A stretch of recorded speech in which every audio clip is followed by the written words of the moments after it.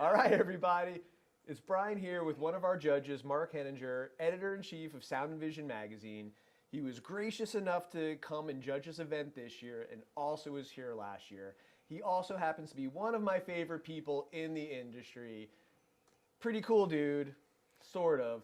Anyway, I'm not much of an interviewer. This is obviously pretty darn casual for us, but I did want to give us an opportunity for Mark to share any thoughts he may have of what we've seen so far during the Laser TV Showdown, any particular projectors, things that stood out, or any comments overall. Yeah, man, Brian, thanks for having me. So check it. As you know, Rob Sabin, put on this event, but I worked with Rob reviewing USTs when they were first coming into the market, so that's why I have so much hands-on with them. So yeah, by the time I got to that first event, I'd already reviewed a lot of the models that were actually in it. So it's interesting to see things that you've reviewed individually then put to the test like that. Of course, a full year has now passed, and this is a matured market with some higher performing models, some really premium models like that Leica we saw with a really nice lens, and we got the 4-movie back once again, the winner from last year, and a large field, right? How many do we have? 15 was it? Or something? So last year what we did is we actually did 2 separate rounds. We had a single laser round that had 8 projectors, and then we did a triple laser round that had 6 projectors. All right, 14 last year. So one of the things that, and I'd love to hear your thoughts on it, that we did differently this year is we decided to have one single round with both the singles and the triple lasers projectors together.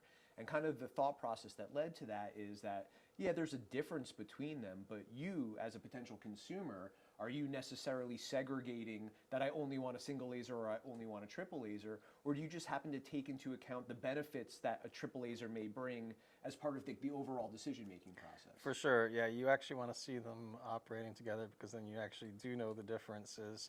And in a few cases, you actually can even see an advantage to a single laser. I think I'd specifically cite the lack of any laser speckle or any apparent chromatic aberration. In other words, a very clean image. But they were kind of getting their butts kicked by the triple lasers, in other parameters, sure. Brightness and color and mostly contrast.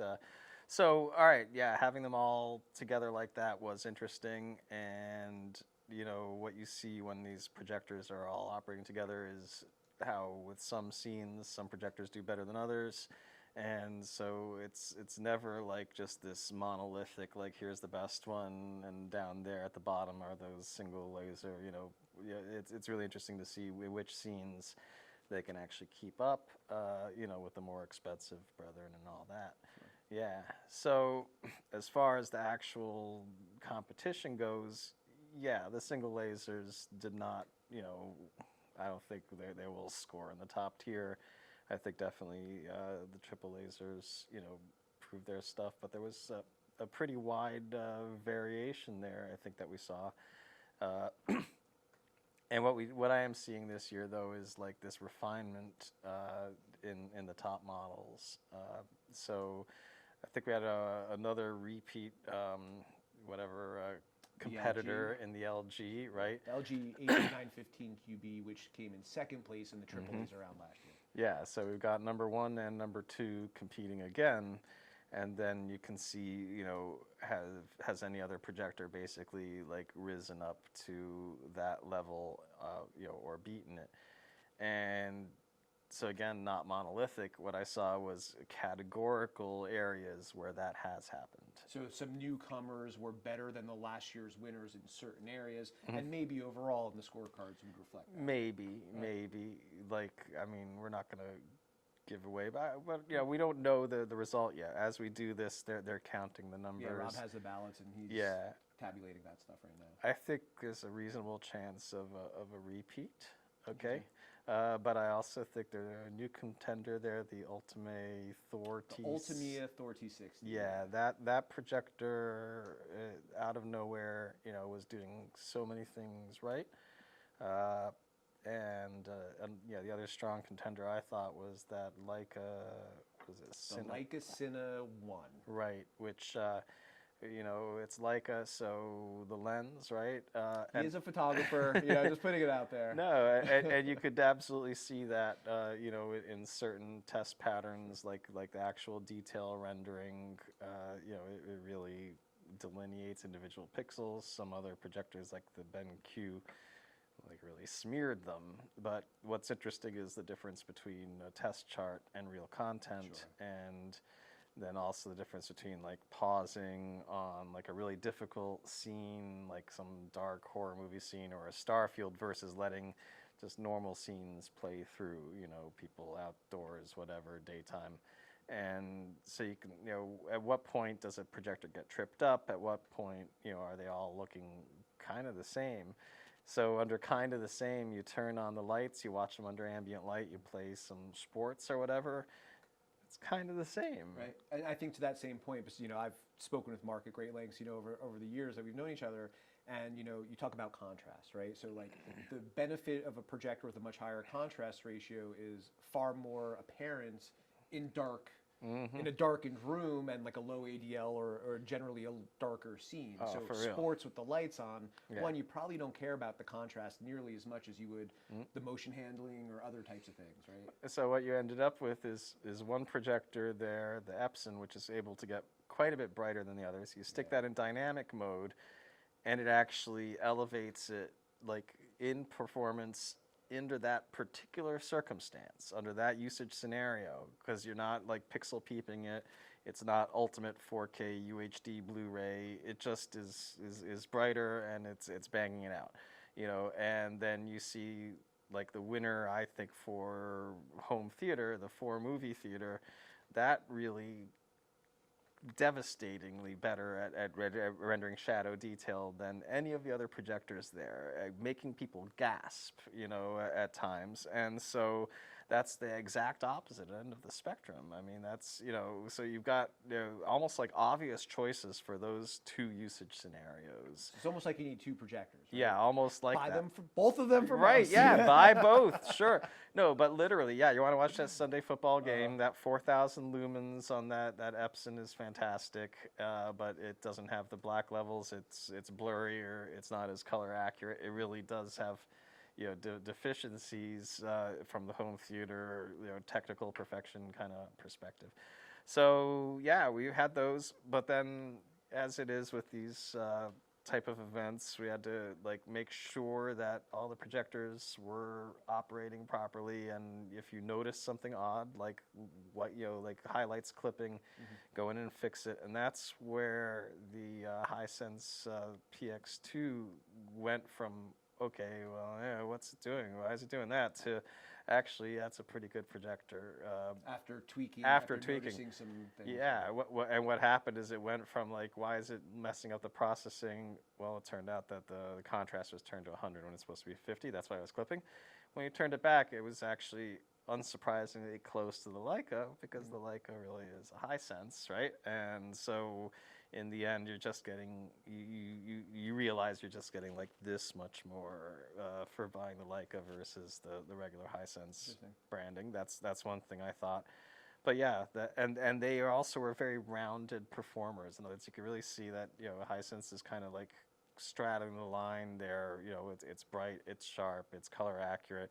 It's just not, you know, it's not handling the extremes as well as the winner there is, you know, for home theater, the 4-movie. In your opinion? In my opinion, which I think will be shared and reflected in scores, I predict.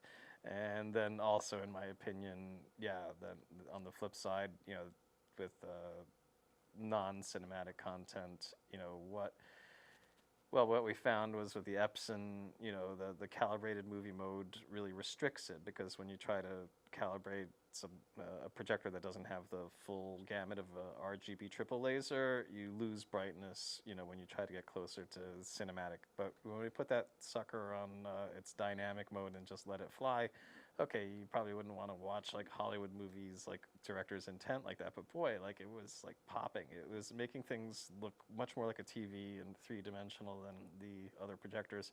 And so it was like, just unleash it. It's, you know, it's not going to be a colorist's dream, you know, or whatever, a calibrator's dream, you know, but it just subjectively for a real life use, you know, again, you can see why, you know, why you would prioritize one technology over another. And you know, it's just really interesting when you get into the minutia of it, like looking for things like the laser speckle, which is intrinsic to the triple laser RGBs, which have the best image quality, but there it is. It's.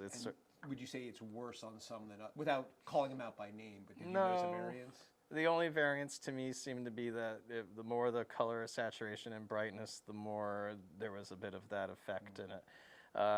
So that's another call out on behalf of the 4-movie theater, that like on the saturation test, it didn't look quite as saturated as the true triple lasers, because correct me if I'm wrong, but it's a hybrid color source. It's actually, it uses an RGB, and then I believe it has a second blue that uses a phosphor, and that Right. somehow plays into the anti-speckle. Yeah, it does. It just does have visibly less speckle and a little bit less ultimately like saturation, but it's just a combination that works on screen in totality. So yeah, maybe a few like, you know, test scenes, it doesn't quite, you know, look as good as the Hisense or the Leica or that Thor, you know, which just really are full, you know, triple RGB spectrum. But yeah, then like all the other qualities combine, and it's like 95% of the scenes just look really clean and well rendered, and you know, yeah, subjectively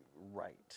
Awesome. Correct. Interesting. Yeah. And for those of you who may not be as familiar with Mark as I am, he has calibrated, reviewed, seen tons of projectors, tons of televisions, right? Sure. So his level of scrutinization and his eye for what he's picking stuff out, you know, is on a whole nother spectrum than myself and probably the majority of consumers out there. So. Sure. I also do professional photography, so even just like on a subjective level, when you're looking at a scene with a sky and stuff, like what is a realistic looking blue? That, if you noticed, like the way the sky is rendered is one of the most variable things among the projectors, anywhere from a purple to a cyan. But you know, you gotta like just go outside and remind yourself what the real blue of a sky is, and that's at least one thing that you can always reference, like, you know, pretty accurately.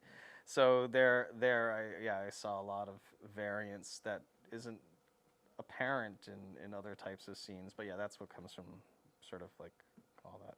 That's awesome, man. Well, background. so I stole Mark away from his lunch. We put in a long grind so far, you know, evaluating projectors, and we're about to start the lifestyle projector showdown now too. So Right on. I appreciate the time you've taken away during your break. No problem, man. I'm really excited to see the lifestyle projectors. That's a category I'm really psyched about. Yeah, well, maybe I'll park you right back down here after we do the lifestyles for another little chat. That sounds great. Awesome, dude. All right, Well, thanks cool. again, Mark. I'll see you back there shortly. All right. Bye, y'all. Peace, y'all.